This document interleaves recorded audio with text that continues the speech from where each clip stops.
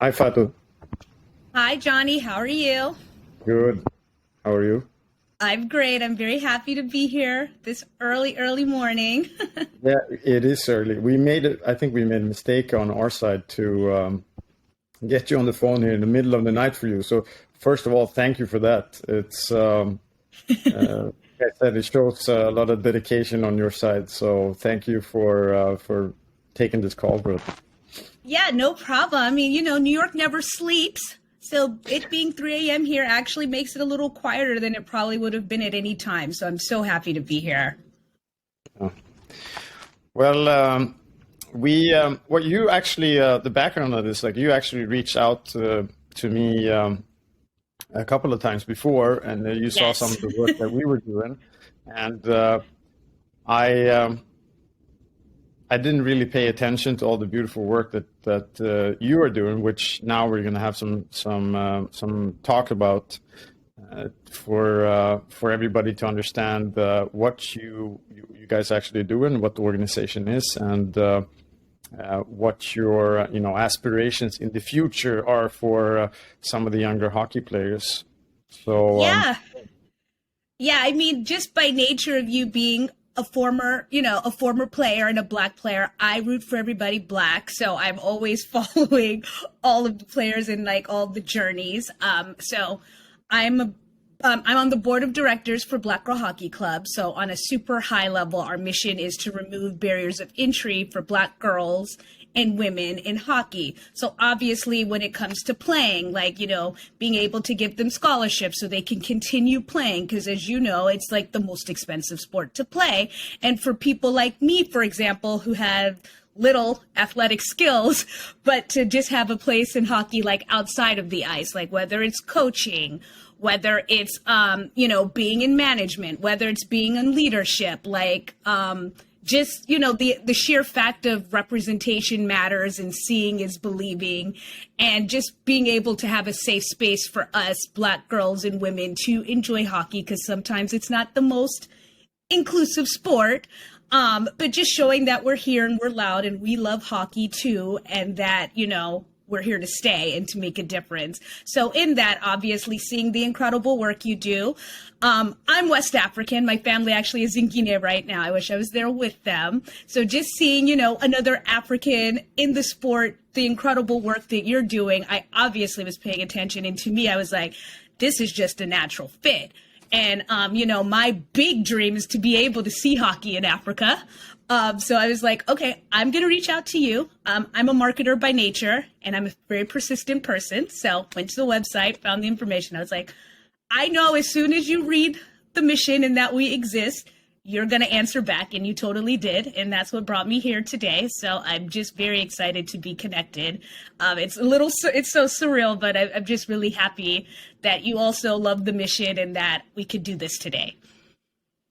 beautiful. Yeah, thank you for that. And how did you get into hockey? Like what was it? What was it that triggered you? Like I said, maybe it's not the most natural thing, and especially in the black community. But how did you get into it? And what was it? Sure. What was it in hockey that sparked your interest compared to the other sports? Absolutely. So I grew up in Washington, D.C., and as a kid, I did not care one bit about hockey. It's kind of like everybody said, all I knew is that the puck was black, and I didn't know that there were black players. So I just like watched other sports. And when I moved to New York for college and stayed post college, I found friends so we could watch our favorite football team, the Washington Commanders, which they're now called. And then one of my friends, he's like, the Capitals are in the playoffs. You should just watch hockey with me. And I was like, I don't know anything. And he's like, don't worry, just come cheer and it's going to be fun. I knew Alex Ovechkin just because he's just very popular and good, obviously, but I didn't know anything else. And the game was super fast, but something about it was so interesting. And then within that time, my friend had tickets to a Ranger game and I went. And I was like, oh my God, I don't know what's happening, but this is really fun to watch live. So the sport is just going to slow down for me.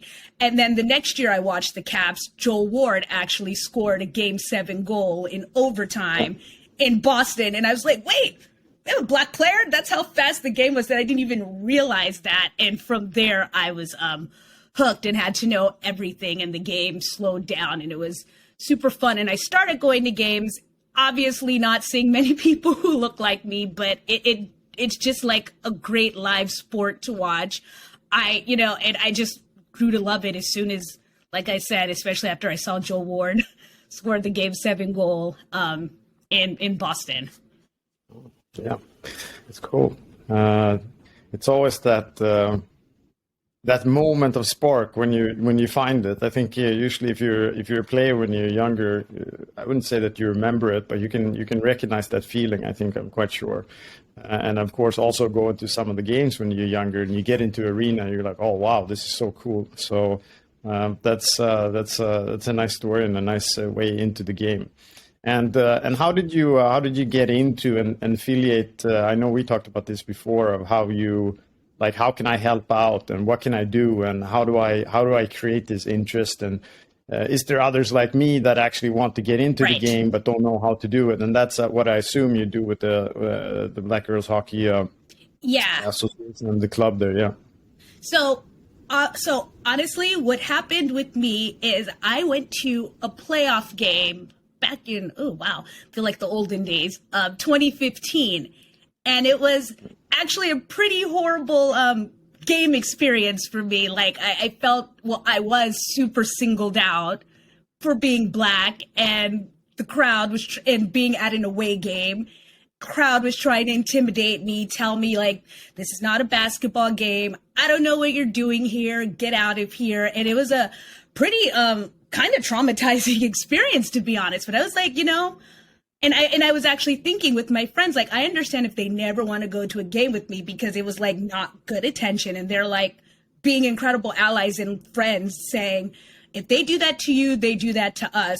We're here together. And I'm really sorry you had this terrible experience, but I don't want this to take away your love of the game. And so when that happened to me in 2015, I was like, I need to find people like me, because I can understand why people like me wouldn't get into watching, or especially going to a live game, because some of the stereotypes were true, that it wasn't a safe space for me. And so fast forward to 4 years ago on Twitter, people kept tagging me like, have you heard of Black Girl Hockey Club? Like, you need to find out about this. Like, this is a really cool organization that is started by this incredible woman, Renee Hess, who's based in Riverside, California.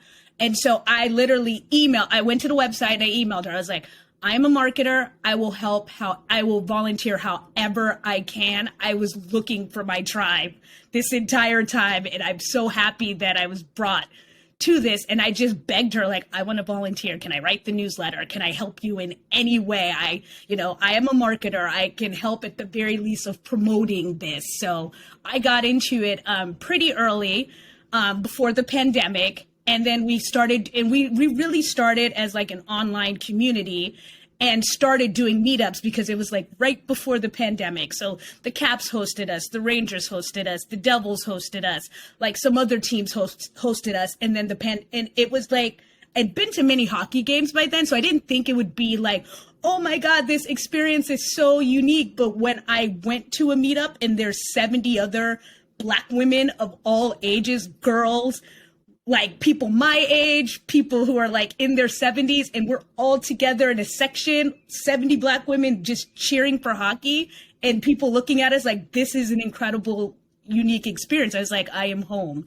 And it was just wonderful. And just to turn it from really like being a safe space for us to watch the game together, to like doing the scholarship initiatives and the leadership committees, and mentorship committees, and just doing all of these incredible things that are just changing lives of people and making people feel heard in this space, and trying to make it more of a safe and inclusive space so that we can really grow the game, has been tremendous. And I'm just so honored that they have me. And I'm now a board member. I was the first East Coast board member, because like I said, even though we are worldwide, the founder is based in California. So she's like, will you be on the board? I know you're East Coast and we do our meetings in California. I was like, absolutely. I love to travel. I will make it. And it's just been great just, turning just what I found to be super fandom into making a difference in growing this game, and, letting people know that we created the slap shot. So this sport would not be fun without Black people, and just reminding people that, and just growing the game in this way has been like an honor of my lifetime. So I'm just really happy that I found this tremendous group. Okay, beautiful. That's that's amazing. That's really nice. It's really, really nice to be able to come together that, and like you said, creating that safe environment for everybody to be able to enjoy the sport. I think it's highly valuable. I actually had a conversation yesterday with Mark Fisher, one of my old colleagues, I would say. We played in Jersey together, and he's now in Toronto and doing massive. I love him. He's awesome. Work. Yeah, I know that. I saw also yesterday that you had some things that you did with Leafs, I think also. So yes, back in April.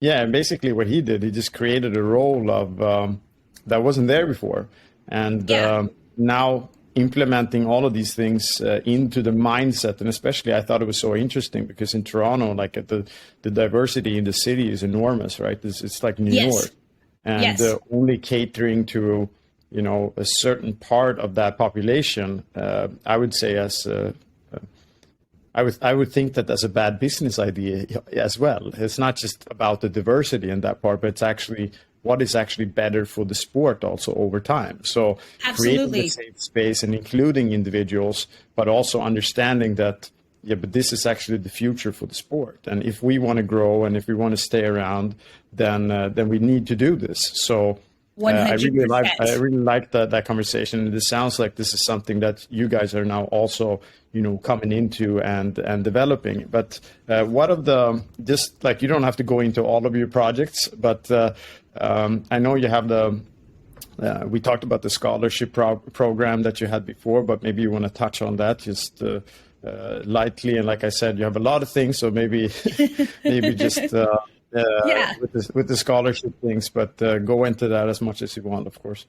Yeah. So, for example, we have a scholarship program started in the summer of 2020. So obviously with the pandemic happening, it actually was a time that we truly found our voice and truly found our groove as an organization. And we created the scholarship fund because we know that one of the biggest barriers of hockey, especially for, Black people, is the price. It's super duper expensive, and, it's got to pay for ice time. You have to pay for the equipment. You have to pay for gas. You have to pay to travel.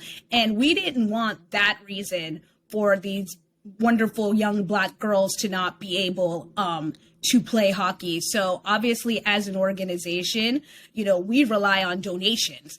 And so we've had some wonderful teams and wonderful individuals and organizations who have been donating, and we do it 3 times a year for girls, and they can be repeat winners to win scholarships. And luckily, we just got a partnership with Bauer, who is committed for the next, I want to say 4 years, I apologize if I'm wrong, to donate $10,000 worth of equipment to young girls to continue playing hockey. And obviously, I think we are the bee's knees and we're so tremendous, but the scholarship part is by far my favorite. Just like the girls knowing that they have a bunch of aunties that are supporting them and that we are here to help them continue playing the sport. And like I said, being repeat winners.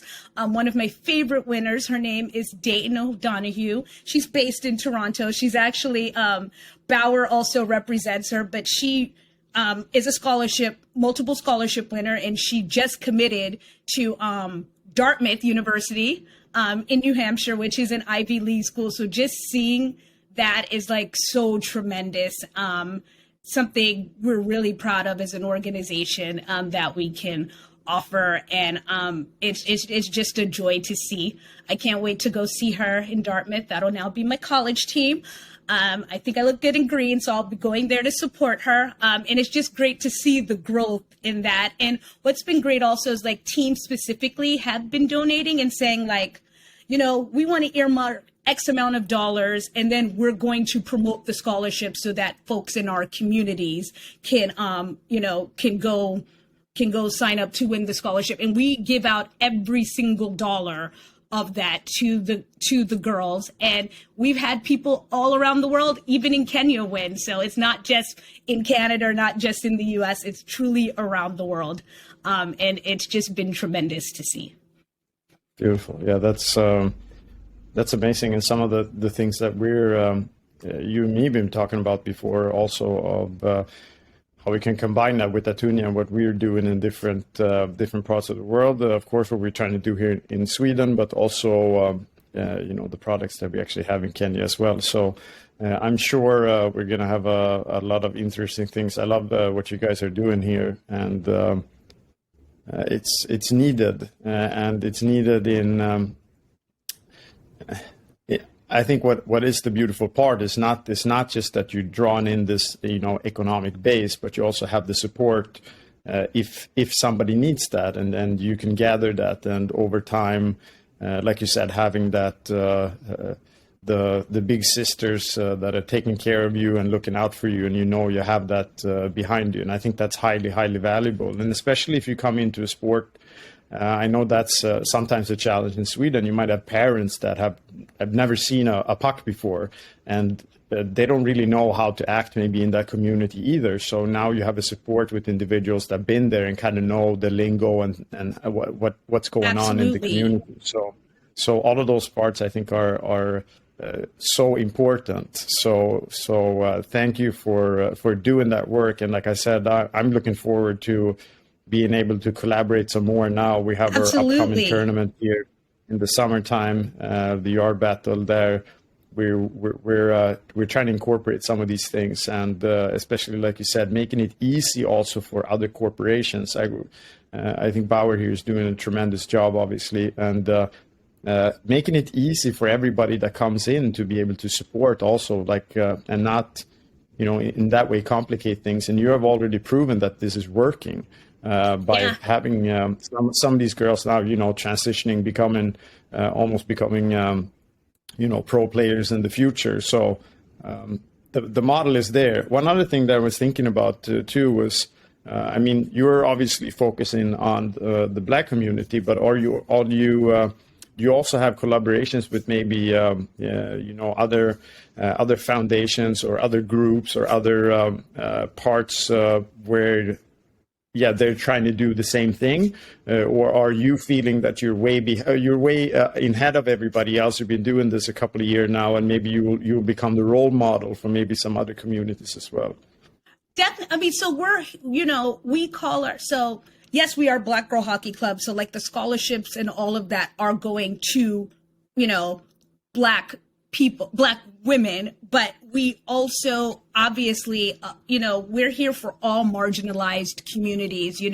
We have people who identify as LGBTQ. We are here for all of that. We're only working with organizations that are here to, with inclusivity and for the mission to help marginalized communities have a voice in this sport. And we definitely do collaborations with anybody who believes in the mission. And then obviously we can't do this alone. So we need our allies. We need our white people to be able to further amplify our voices and say our names in the rooms that we don't have seats at the table at. So, yes, like our money and like our focus, obviously, are Black people, but we definitely work with other communities as well. And even other sports. This summer, we actually did collaboration with the WNBA team and with the NWSL team,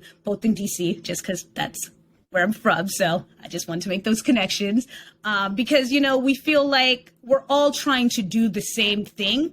So let's join forces and our voices become even louder. And I feel like when it comes to a lot of these movements and issues, like Black women really are at the forefront of getting things done and making things happen.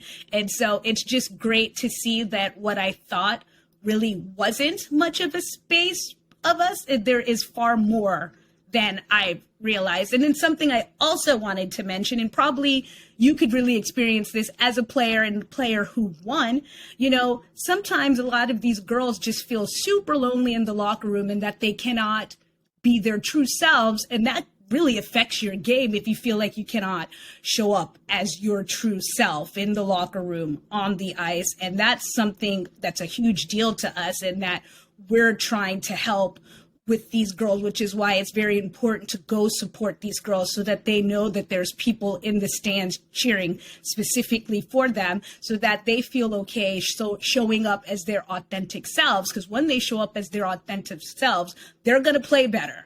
They're going to, you know, they're going to do better. So just me, like, as much as I still want to be the big sister, I think I've aged out of that. And it's like now second mom, auntie. Just want to be able to help. Help so that they know that your wonderful, true Black self is needed and important, and to just show up because you're making a difference and you're helping. And how you were talking about Mark Frazier, for example. So we did something with the Maple Leafs back in April. And one of my favorite moments is that we did, before we went to the game, and we did some community initiatives, we had a panel, and Sarah Nurse, who is a tremendous Olympic winner. I feel like she has the most points in hockey in the Olympics. She brought her gold medal and she pulled it out. And these girls, these little girls just touching it, like it was like you just could see how excited they were to be around that. And the first thing she would say to all of them, I can't wait till I touch your gold medal. I can't wait till I see, that you get to tell me the stories of how you won your gold medal. So for them to see that and to take a picture with it and to just get that winner's energy, I know is just going to change their lives. And it was just, I was very emotional seeing that. I also got to touch the gold medal. I think that'll be the closest I ever get to winning one. So it was also tremendous to see. So just giving these girls these types of experiences is just going to be something that's so memorable, and to fuel their ambition to continue in the game and know that they have the support and the resources and just go do it. So it's been great. Yeah. Beautiful. Yeah. That brings a lot of memories. I think there was a picture now actually from the All-Star game where Sidney Crosby was with the Tkachuk brothers, and they were like one, and then you see the other one, and they're like twice as big as him, and he's like sitting in the middle. So it probably will happen. Some of those kids will bring their gold medal to her there in the future. So that's cool. That's awesome. And the reason also why I asked about the community part and collaboration, I agree with you 100% that we are doing the same thing in different ways, and everybody can't do everything, but we can collaborate between us in different ways and different venues and events.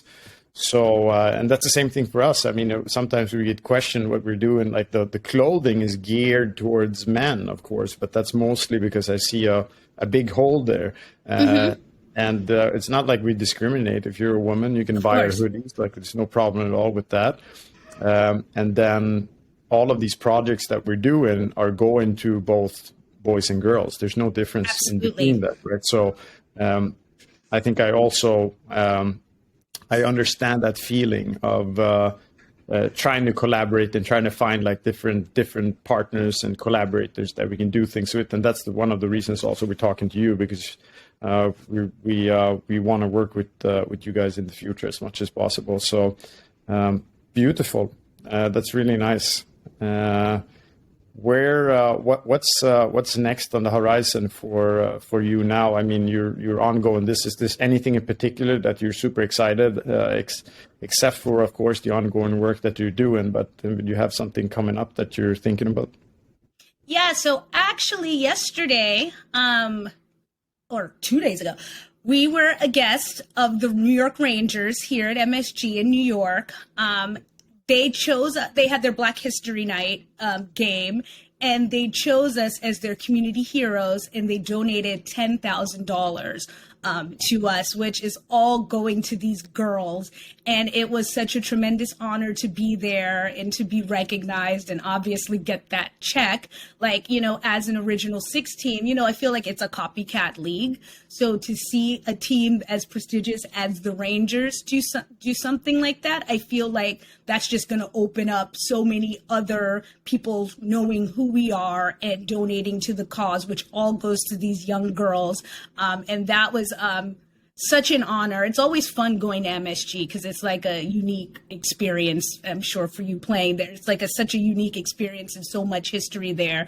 So for them not only to know us, but to choose us as the community heroes and give us that 10K check was just such a tremendous feeling. No, I'm using that word a lot, but I truly mean it. And so, I'm still on cloud nine, and they gave me a Black History Night puck. I'm still on cloud nine about that. It's just, so that's like the first thing that's on my mind. The Washington Capitals did invite us, a couple of us, to their Black History Night game, which is coming up at the end of the month. I'm so excited for that. And then obviously, like I said, I'm natural born marketer. That is what I do. Just for more people to hear about us, for us to create more unique partnerships that are all going to help these young girls continue to play the game that they love. I'm just looking forward to all of that. For me, the sky's the limit there. And then obviously, I think I've said this to you, and I'm always going to say this because I believe in speaking things into existence. My hockey dream on my bucket list is to see a hockey game in Africa, in my home continent. So I'm really hoping that can happen sooner than later. And I'm truly looking forward to that because that's just going to, like, for me, solidify how worldwide we are. And then something just really cool about Black Girl Hockey Club is just this past November, we're actually officially global because we opened the Canadian chapter. And that has been going great. And we have an upcoming meetup with the Canucks in early March.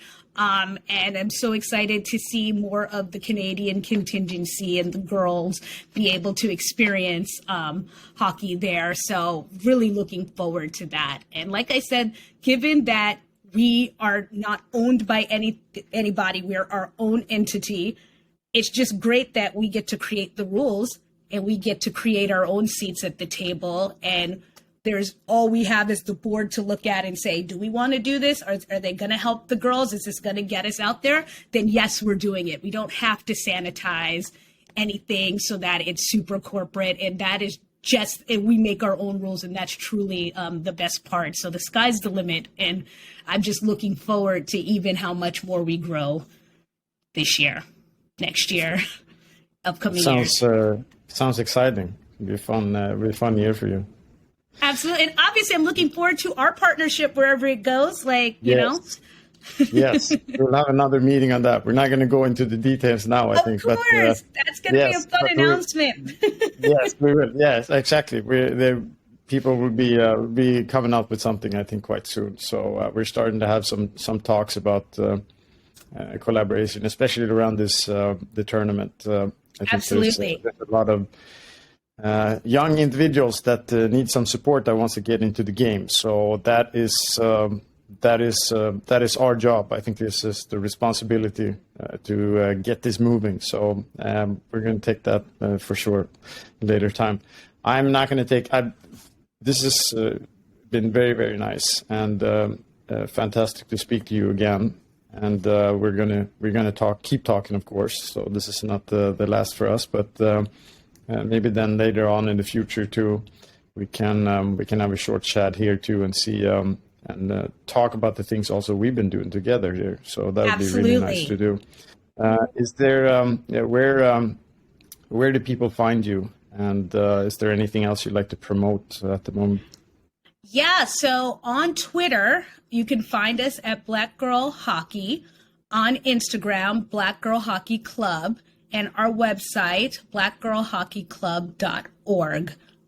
Everything is there. Like I said, we need our allies. we need everybody to support this mission, because obviously there's no innovation without diversity. There's no creativity without diversity. Diversity of thought, diversity of people in the room. You cannot grow this sport without that. And so it's just truly an honor to be able to talk about this with you, to be able to just get your attention, because like you're a super big deal to talk about this, and to be a part of your platform to like talk about this is such a big deal and very surreal. I'm sure in an hour I'm going to have a scream fest like I really just did this. And I'm just really happy to have this unique and awesome opportunity, and the sky's the limit for us. And I'm just so excited that, you know, I get to be a part of helping these girls continue their game and decide and help them and mentor them throughout the way. And even if they decide they don't want to play, maybe they want to be on TV, maybe they want to be behind the bench, maybe they want to be an executive at the league, or work for equipment, or work for you, that we can just facilitate those conversations and introductions is just such a great, you know, big deal. And I just love every minute of it. So thank you so much. Thank you. I'm looking forward to a lot of these things. I get excited too about this, so it'd be nice. All right. Thank you again. It was wonderful talking to you. Thank you so much, Johnny. We'll talk soon. Absolutely. Bye.